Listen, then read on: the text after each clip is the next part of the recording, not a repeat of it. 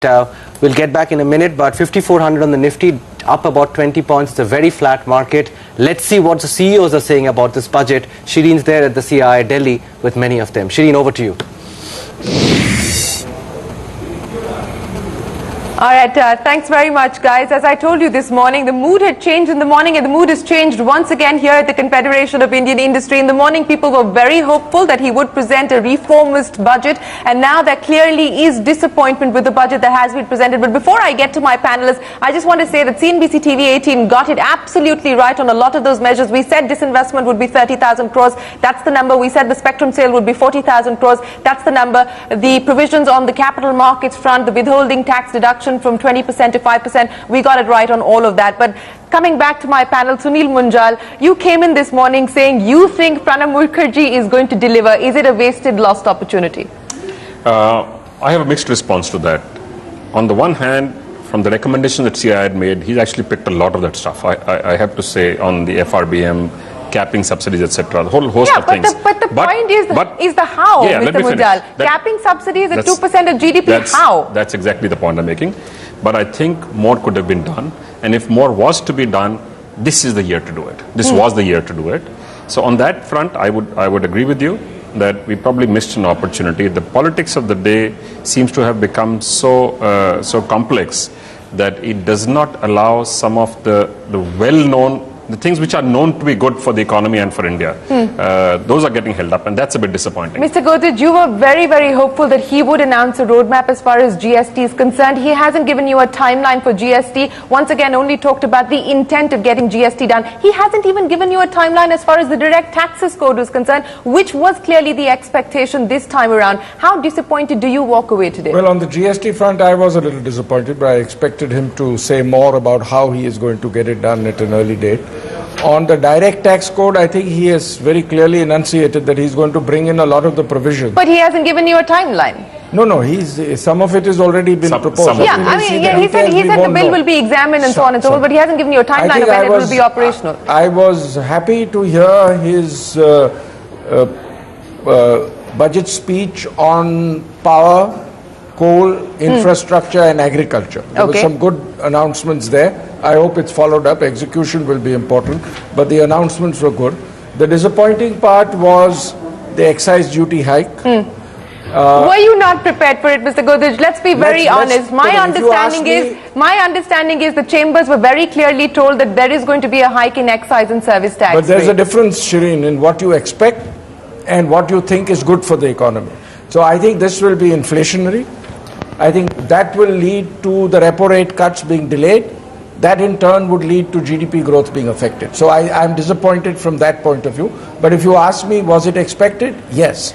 But that doesn't mean it's good for the economy at this point of time. Okay, I want to talk about the fiscal consolidation because that's clearly been something that you have been talking about personally and not just part of CII for a very long time. Do you believe the numbers that he's presented today? 5.9 for this year, 5.1% for next year, subsidies being contained to 2% of GDP. Do you believe the numbers?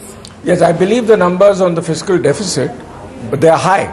I'm a little disappointed to see that this year is expected to be 5.9 and 5.1 for next year is not very, very good.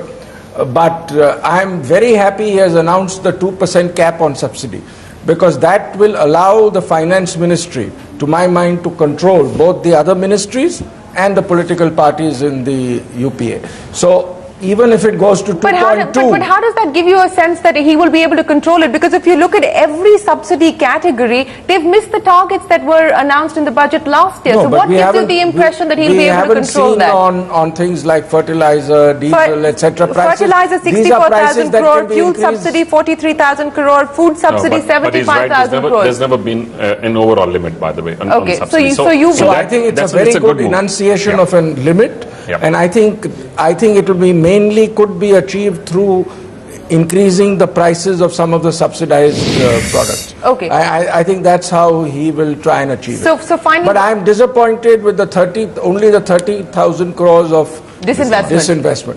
I think it's too low a number. The other thing is he should start from the 1st of April.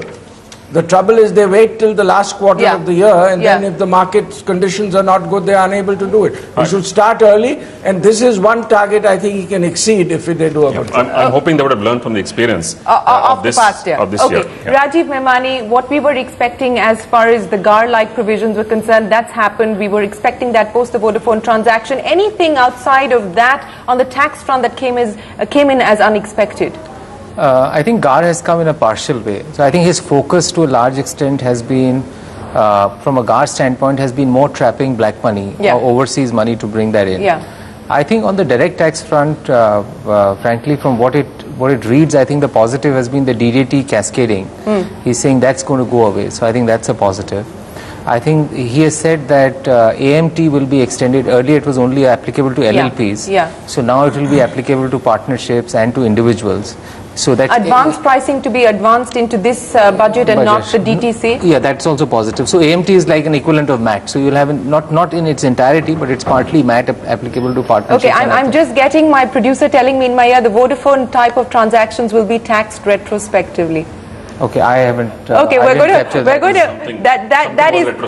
That is. No, but the retrospective was that he can reopen the assessment. The Secretary has made a post-speech announcement to that effect, I heard. Okay, and this was clearly not expected. You were hoping that this would not happen, but this is being done at this point in time. Is the information that we're picking up? It will be retro. You can open it up for 16 years, is what he said in the speech. Yeah, for 16 years, but I don't think that was a reference to for money that's being brought in. This is an issue that we need clarification on. We're just going to wait by till we get more clarity on that. You're not happy. You didn't get the infrastructure status, and healthcare is now going to be under service tax.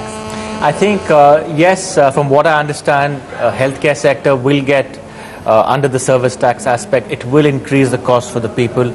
And I think one way to address that is actually to have a much stronger and deeper penetration of health insurance, which thereby gets covered. But the good part of what he's also announced is reduction in many duties on healthcare equipment being imported, and 5,000 rupees for a preventive health check, which will be tax deductible. Mr. Bharti, I just want to bring up this issue of the ECB, because ECB relaxation for power, for aviation and a bunch of other sectors, is it really going to help at this point in time? No, certainly it will help to some extent, because the interest rate here is so high, but then you have to worry about foreign exchange fluctuations also. So, but even if you build that in, I think it will be a support, because otherwise infrastructure funding would be a problem. Okay, I want to get Mr. Muthuraman in. Mr. Muthuraman, you were the most optimistic this morning. Are you the most disappointed this afternoon? No, I am not disappointed. You're not disappointed. Why are you not disappointed, sir? Look, as I said just now, it's somewhat of a neutral to positive budget. Okay. There are a number of positives in the budget, especially for the infrastructure, power, all that.